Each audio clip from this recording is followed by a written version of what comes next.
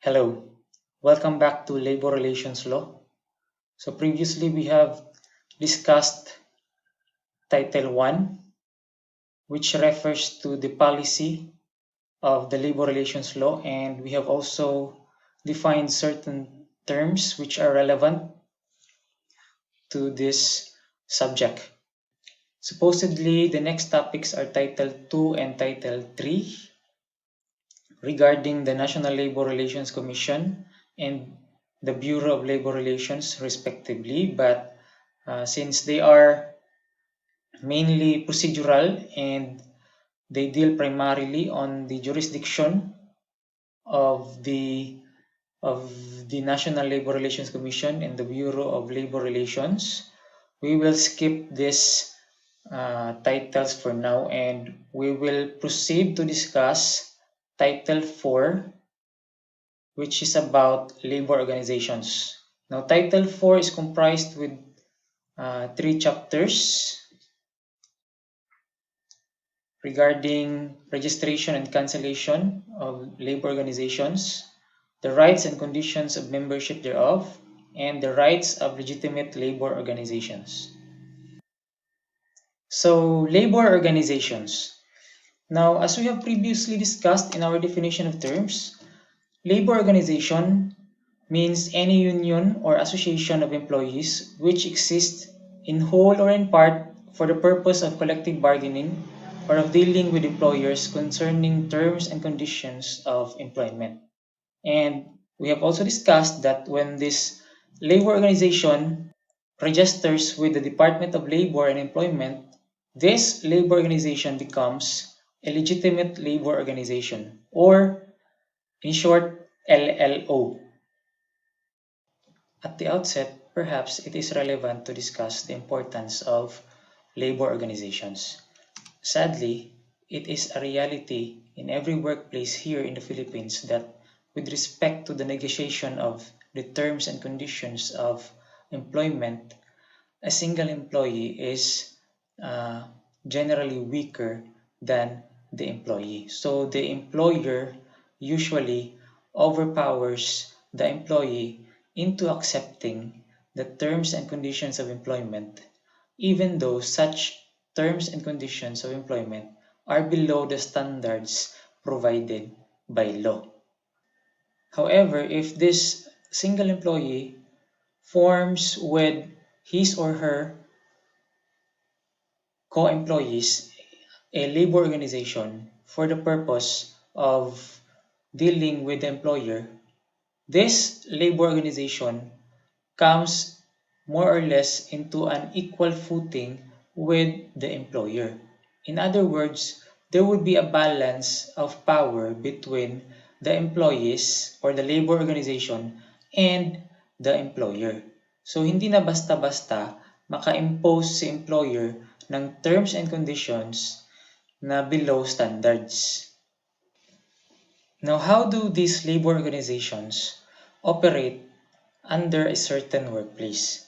Now, a certain employer, establishment, or workplace, as we know, usually has several employees, and these several employees group themselves in order to create a labor organization. Now, as we have mentioned, the labor organization is for the purpose of collective bargaining and or for dealing with the employer with respect to the terms and conditions of employment. Now, if this labor organization is registered with the Department of Labor and Employment and it is not affiliated or associated with any other labor organization, it is classified as an independent union or independent legitimate labor organization. Now, if this independent union decides to associate or affiliate itself to a larger labor organization or mother organization, which what we call is a national union or federation, together with other legitimate labor organization, this labor organization will now be called an affiliate. So uh, let us see the definition of this national union or federation. Now, it is defined as a labor organization with at least 10 locals or chapters or affiliates, each of which must be a duly certified or recognized collective bargaining agent. So, as you can see to the definitions, the membership of a national union or federation does not merely refer to the affiliate legitimate labor organization. It also refers to the locals or chapters, which what we call are chartered local. So, the national union or federation has the power to create a chartered local by issuing a charter certificate. Okay, so a chartered local is different from that of an affiliate legitimate labor organization, such that a chartered local is created by the mere issuance by the national union or federation of a charter certificate, while a legitimate labor organization is created by independent registration and the subsequent issuance by the DOLE of the Certificate of Registration. So another distinction of a chartered local and an affiliate legitimate labor organization is that a chartered local, when it is issued or created by the national union or federation by the issuance of a charter certificate, the chartered local merely acquires the legal personality to file a petition for certification election. Okay, while the affiliate legitimate labor organization acquires all the rights of a legitimate labor organization granted by law upon the issuance of the certificate of registration by the DOLE.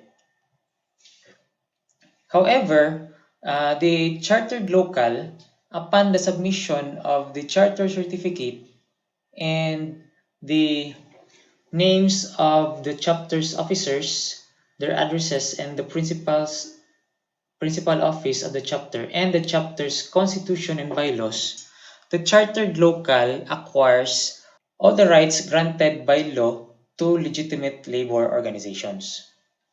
Now, let us look back into the definition of the national union or federation. Now, as you can see, the law requires that the national union or federation must have at least 10 members which are duly certified or recognized as collective bargaining agent. Now, let us explain this. In a certain establishment or workplace, especially if it is huge and has diverse and complex business, there would be more than one legitimate labor organization that would be operating therein. Okay. Now, these legitimate labor organizations will be competing against each other as to who would become the certified collective bargaining agent through a process called certification election. Now, like any other election, the legitimate labor organization who would garner the most votes from the employees who are members of the legitimate labor organizations will become or will be declared as the winner who will become the certified collective bargaining agent. Now, the legitimate labor organization who would become the certified bargaining or the certified collective bargaining agent will now have the right to uh, to sit in a table with the employer to negotiate and bargain the terms and conditions that would be included in the collective bargaining agreement. So that is the concept of a legitimate labor organization becoming a certified collective bargaining agent. But we must take note that under the law, it is not required that all the members of a national union or federation are certified collective bargaining agents. If you could remember the definition of a national union or federation, what is required is that there are at least 10 affiliates or chartered locals that are certified collective bargaining agents. So the other chartered locals or affiliates may or may not be certified collective bargaining agents. Now, there is another kind of a union called an industry union. Now, this is defined as a group of legitimate labor organizations operating within an identified industry, organized for collective bargaining or for dealing with employers concerning terms and conditions of employment within an industry, or for participating in the formulation of social and employment policies, standards, and programs in such industry. So what we must take note of here is that the labor organizations are operating within the same industry. Now, another kind of a labor organization is what we call a trade union center. Now, a trade union center is a group of national unions or federations organized for the mutual aid and protection of its members, for assisting such members in collective bargaining, or for participating in the formulation of social and employment policies, standards, and programs. So, it is a union which has for its members federations or national unions. So basically, those are the basic concepts which we must take note of regarding labor organizations. Now let us proceed to the registration of labor organizations. Now, the labor organizations are required to submit their application together with the requirements to the Bureau of Labor Relations and or the Labor Relations Division in the regional offices of the Department of Labor and Employment. Now, the BLR or the Labor Relations Division are given 30 days from filing to act on the applications for registration. And if BLR or the Labor Relations Divisions has determined that all the requirements have been complied with by the labor organizations, then the labor organization will be uh, given or issued a certificate of registration. Now, this will be the time that the labor organization will acquire legal personality and shall be entitled to the rights and privileges granted by law to legitimate labor organizations. Now, what are the requirements for the registration of labor organizations? Now, take note, these requirements given under here are applicable to federations, national unions, industry or trade union centers, or independent unions. So these are the requirements. First is the registration fee of 50 pesos. Next are the names of its officers, their addresses, the principal address of the labor organization, the minutes of the organizational meetings, and the list of the workers who participated in such meetings. If the applicant union has been in existence for 1 or more years, copies of its annual financial reports. And next is 4 copies of the constitution and bylaws of the applicant union, minutes of its adoption or ratification, and the list of the members who participated in it.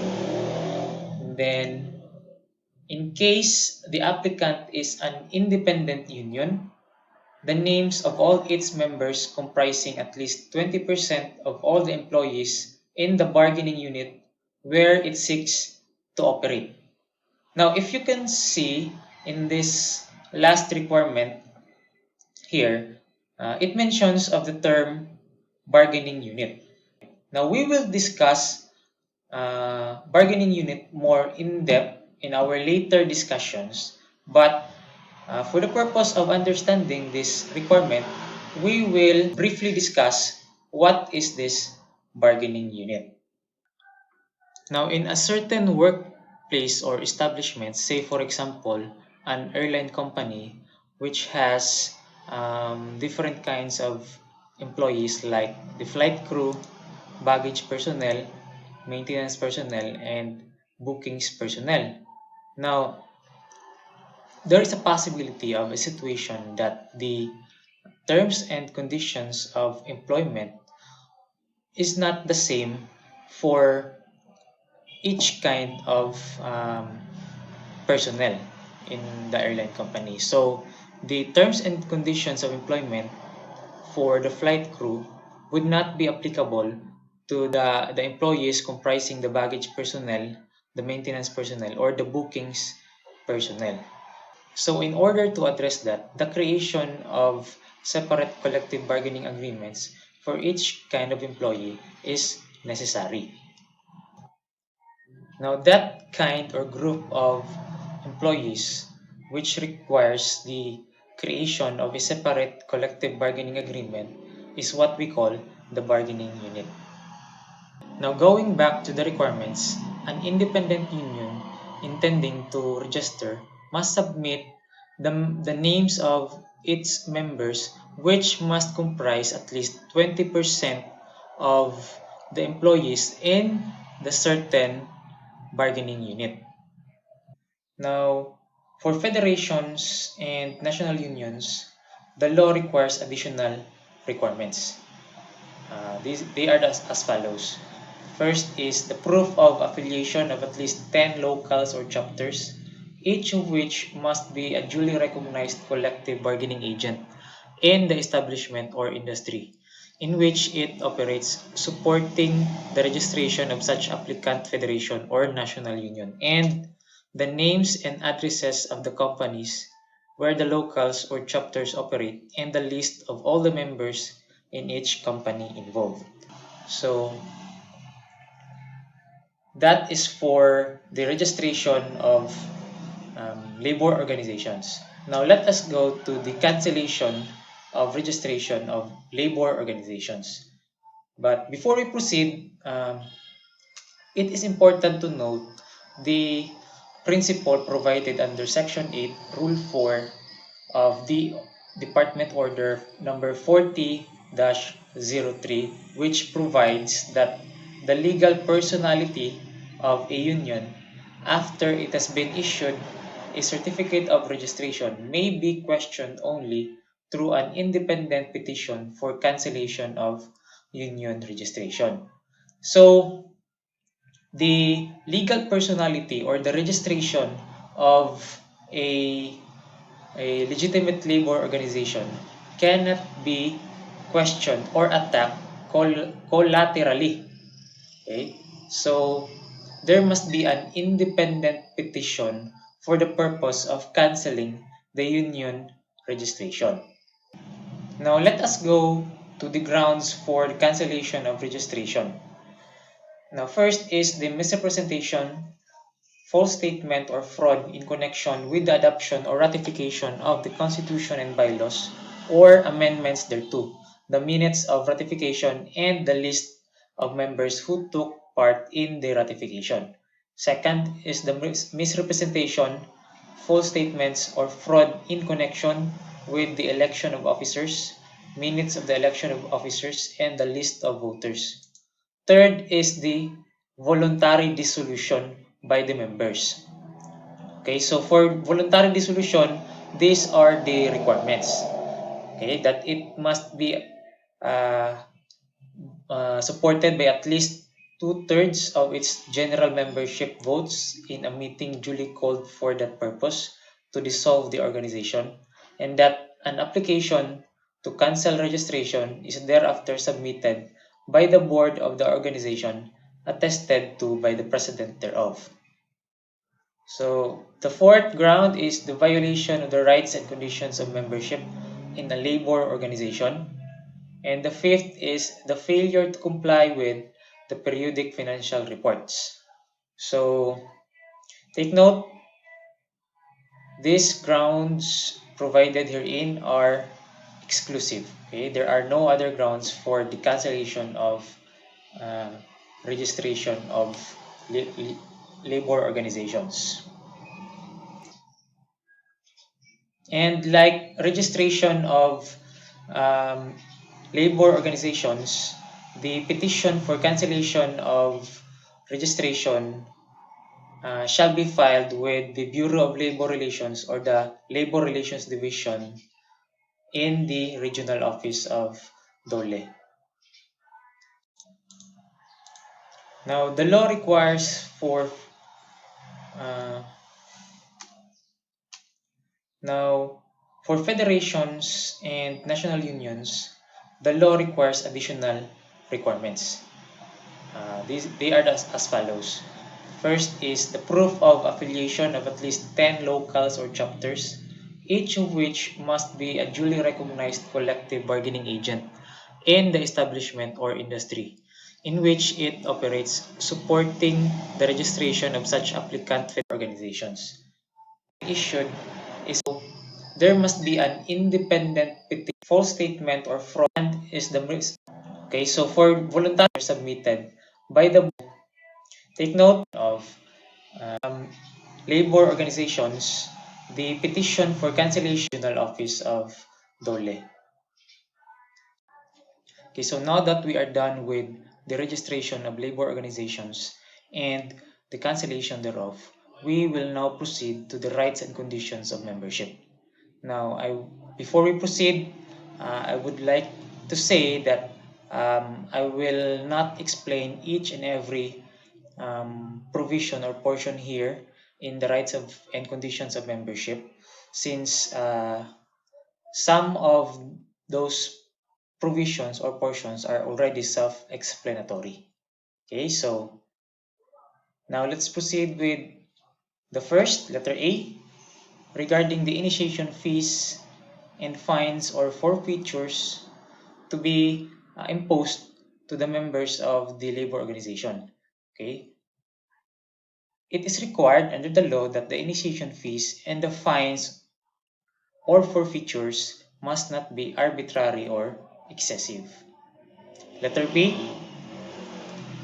the members are entitled to the full and detailed reports from their officers and representatives of all financial transactions as provided for in the Constitution and bylaws of the labor organization. Letter C, the members of the labor organization has the right to elect their officers, and also each member has the right to run as officer. Now, the law only imposes a single qualification in order to run as officer in the labor organization. That is, he must be a member in good standing. Now, a member in good standing is a person who has fulfilled the requirements of membership in the union and who has neither voluntarily withdrawn from membership nor been expelled or suspended from membership after appropriate proceedings consistent with the lawful provisions of the union's constitution and bylaws. Now, the law prohibits the labor organization from adding uh, a qualification aside from being a member in good standing. Be that as it may, okay, while it prohibits the labor organization from adding any more qualification, the law provides for disqualifications. A member cannot run as officer if he is a member of a subversive organization or engaged in subversive activities. Now, this disqualification also disqualifies a person from being a member of a labor organization or union. And then another disqualification from running as officer if the member has been convicted of a crime involving moral turpitude, he is disqualified from running as officer in the labor organization. Letter D is the right to participate in any question of major policy affecting the entire membership of the organization. Okay, this is done through secret balloting. Letter E, no officer, agent, or member of a labor organization shall collect any fees, dues, or other contribution in its behalf or make any disbursement of money or funds unless he is duly authorized pursuant to its constitution and bylaws. Letter F. Every payment of fees, dues, and other contribution must be evidenced by a receipt and recorded. Letter G. Funds should be applied to purposes provided in the Constitution and bylaws or the resolution adopted by the majority of the members. So the officers of a labor organization cannot arbitrarily spend the funds of the labor organization to purposes not indicated in the Constitution and bylaws or the resolution adopted by the majority of the members of the labor organization. Letter H. Every income or revenue of the organization shall be evidenced by a record showing its source, and every expenditure of its funds shall be evidenced by a receipt from the person to whom the payment is made, which shall state the date, place, and purpose of such payment. Such record or receipt shall form part of the financial records of the organization. In short, every movement of funds in the labor organization, whether it be income or expenditure, must be evidenced by a receipt and must be properly recorded. Letter I. The officers of any labor organization shall not be paid any compensation other than the salaries and expenses due to their positions as specifically provided for in its constitution and bylaws or in a written resolution duly authorized by a majority of all the members. Letter J. The treasurer and the officers shall render a true and correct account to all monies received paid to the members. Letter K. The books of accounts and other records of the financial activities of any labor organization shall be open to inspection by any officer or member thereof during office hours. Letter L. Now, with regards to the levy of special assessment and other um, extraordinary fees, the law provides for specific requirements to be followed by the labor organization. The first requirement is that the special assessment or extraordinary fees must be authorized by a written resolution of a majority of all the members in a general membership meeting duly called for the purpose. And then the secretary of the organization shall record the minutes of the meeting, including the list of all members present, the votes cast, the purpose of the special assessment or fees, and the recipient of such assessment or fees. And this record by the secretary shall be attested to by the president. So the labor organization must follow these requirements in order that the levy of the special assessment and other extraordinary fees would be valid. So M, check off of special assessment and other extraordinary fees. When we say check off, it just means as a method of deducting from an employee's pay at prescribed periods the amounts due the union for fees, fines, or assessment. So there is an automatic deduction from the salary of the employee for the uh, payment of those special assessment and extraordinary fees levied by the labor organization. Now, for this check off to be valid, it must also follow a certain requirements provided by law. Now, first is that they must be properly levied. So we have already know what are the requirements of a proper levy in letter L. So that is the first requirement. The second is that there must be an individual written authorization duly signed by the employee. Okay. The third is that the authorization should specifically state the amount, purpose, and beneficiary of the deduction. So those, in order for the check off to be valid, these requirements or requisites must be complied with. Letter N, it shall be the duty of any labor organization and its officers to inform its members on the provisions of its constitution and bylaws, collective bargaining agreement, and the prevailing labor relation system and all their rights and obligations under existing labor laws.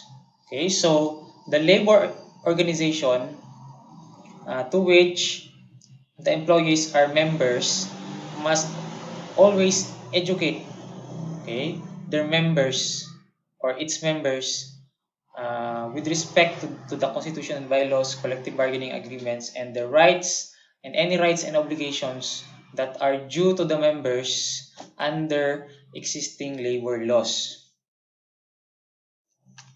Okay, so any violation of the above rights and conditions of membership shall be a ground for cancellation of union registration or expulsion of officers from office, whichever is appropriate. At least 30% of the members of a union or any member or members specially concerned may report such violation to the Bureau. The Bureau shall have the power to hear and decide any reported violation to meet the appropriate penalty. So, notwithstanding the provision that the violations of the rights and conditions enumerated herein should be reported to the Bureau of Labor Relations, these violations should be first addressed within the labor organization or union. So, intra-union remedies generally must be first sought by the members of the labor organization before going to the Bureau of Labor Relations. Now, if the violation or the dispute cannot be remedied by or cannot be remedied within the union, then it is the time to elevate the violation or dispute to the Bureau of Labor Relations. So now we are done with the rights and conditions of membership in a labor organization. Now let us proceed to the last chapter of the labor organizations, which is the rights of legitimate labor organizations. Now, like the previous chapter, I will not be discussing each and every provision here since they are already self-explanatory. So first, letter A is to act as the representative of its members for the purpose of collective bargaining. B, to be certified as the exclusive representative of all the employees in an appropriate bargaining unit for purposes of collective bargaining. Letter C, to be furnished by the employer upon written request with its annual audited financial statements, including the balance sheet and the profit and loss statement within 30 calendar days from the date of receipt of the request after the union has been duly recognized by the employer or certified as the sole and exclusive bargaining representative of the employees in the bargaining unit, or within 60 calendar days before the expiration of the existing collective bargaining agreement or during the collective bargaining negotiation. Letter D, to own property, real or personal, for the use and benefit of the labor organization and its members. Letter E, to sue and be sued in its registered name. And F, to undertake all other activities designed to benefit the organization and its members, including cooperative housing, welfare, and other projects not contrary to law. Now, the income and the properties of legitimate labor organizations, including grants, endowments, gifts, donations, and contributions they may receive from fraternal and similar organizations, local or foreign, which are actually directly and exclusively used for their lawful purposes, shall be free from taxes, duties, and other assessments. So, take note of the phrase actually directly and exclusively used for their lawful purposes. Okay, so if the income or properties are not actually directly or exclusively used for labor organization purposes, then such income and properties will be subject to taxes, duties, and other assessments. Now, since the labor organizations are regulated by the DOLE, so therefore they are given by law the duty to report their activities and transactions to the Bureau of Labor Relations. Okay, so they have to report its constitution and bylaws or amendments thereto, the minutes of ratification, and the list of members who took part in the ratification and constitution and bylaws within 30 days from the adoption or ratification of the constitution and bylaws or amendments thereto. Its list of officers, minutes of the election of officers, and list of voters within 30 days from election. Its annual financial report within 30 days after the close of every fiscal year, and its list of members at least once a year or whenever required by the Bureau of Labor Relations. The failure to comply with the above requirements shall not be a ground for cancellation of union registration, but shall be subject uh, but shall subject the erring officers or members to suspension, expulsion from membership, or any appropriate penalty. So, like as what we discussed earlier, the grounds for the cancellation of the registration of a of a legitimate labor organization is exclusive. So with that, we are done with Title 4 regarding labor organizations. So for our next class, we will start discussing Title 5 regarding coverage of the labor relations law. So thank you for watching, and I hope you learned something from this class video. Thank you and goodbye.